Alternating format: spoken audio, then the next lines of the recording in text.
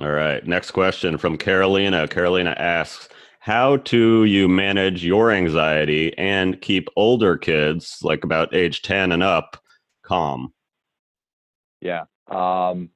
It's difficult. I think one thing we tend to do at times like this, totally understandable, is we end up staring at phones, at CNN, MSNBC, Fox, and inundating ourselves with information. And it's important to be well informed, but if you're like most of us, we are overplaying that and are probably um, stressing ourselves beyond reason. And I'm working with a lot of people who are in very much a crisis mode, which is also understandable. But at some point, we do have to find a new temporary normal for ourselves so that we can be calm.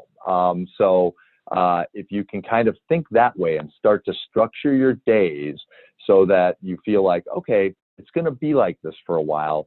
We're not going to be in crisis mode all day long. We're not going to survive that very well with cortisol flowing through our systems with such vigor. So we're going to approach our days with some sense of calm and some sense of structure. That way, mom, or dad will be able to breathe. And if I can breathe, then I can kind of bring that to my parenting and also point to even maybe some familial upside to a situation that has seemingly nothing but downside, in that we are going to be able to spend some time together. We might be able to get some things done around the house that we would normally not be able to do. We might be able to create an in-joke or two, play a board game or two, so that this isn't just bad news. How about talking to your kids about it? We have younger kids here, 7, 5, and 2, so they're a little Yeah. easier to talk about, but I'm imagining 10, 13-year-olds, that are consuming this.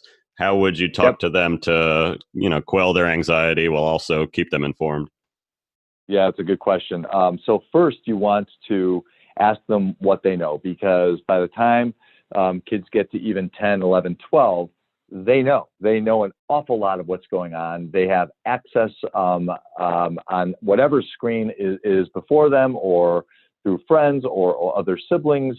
So don't assume your kids don't know. Ask them what they know. Ask them what they think and how they feel. Let them talk about their fears and their anxieties, and do not, I really encourage parents on this point, do not dismiss them or minimize their fears, because your kids know to be anxious and fearful. And if you minimize the fear or the situation, that will actually spike their anxiety. It will not bring it down. So the first thing you want to do is acknowledge what they're feeling. And then you want to bring reason to it. Like, okay, so we want to look at this as a family more as a situation than a crisis. So what can we do? And kids like action steps. So if the action step is, we're going to hole up, we're going to stay home, and we're going to make sure that we kind of create that social distancing. That's going to be part of what we do as a family. Or we're going to, when we go to the grocery store, we're going to pick some stuff up for the neighbors. But to have some action plan as a family for what we're going to do to help mitigate the situation, kids do well with that too. At the very least, you want to make sure you're available to all your kids to talk about any of this stuff anytime, including your kids who seem fine or are quiet about this. Don't assume that because they're not talking about it, that it's not on their minds. I don't know the kid who is not thinking about this virtually every waking moment right now. So make sure you, at the very least, make yourself available to your kids, even if they're not overtly talking to you. Let them know that they absolutely can at any time.